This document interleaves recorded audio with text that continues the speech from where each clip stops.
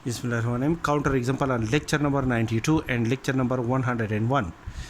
Express the permutation alpha and define an anonymity set X as a product of disjoint cyclic permutation, which is discussed in lecture number 92, and as a product of transposition, which is discussed in lecture number 101.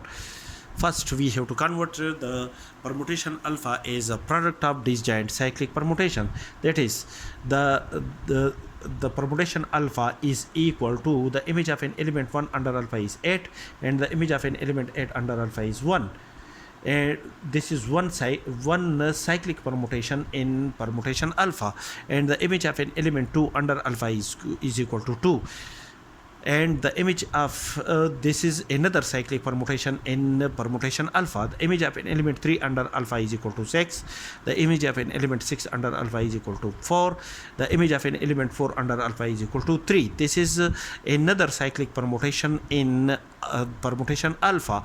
The image of an element 5 under alpha is equal to 7. The image of an element 7 under alpha is equal to 5. This is another cyclic permutation in permutation alpha. Therefore, alpha is equal to the product of disjoint cyclic permutation, which is a counter example on lecture number 92. A theorem discussed in lecture number 92. Now, to convert these cyclic permutation into the product of transposition, that is, the permutation alpha is equal to, this is a transposition, contain two elements 1 and 8 of the set X.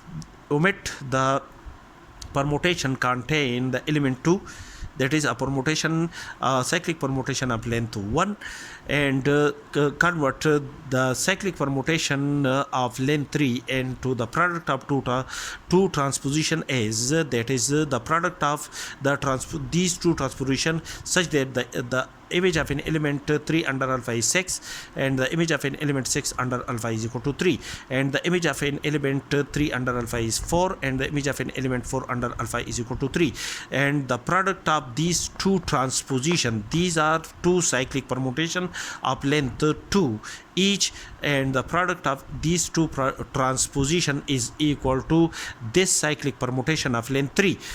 And this is the last cyclic permutation contain the element 5 and 7 of the set X. Therefore, the permutation alpha is equal to the product of transposition. This is a counter example on theorem which was discussed in lecture number 101.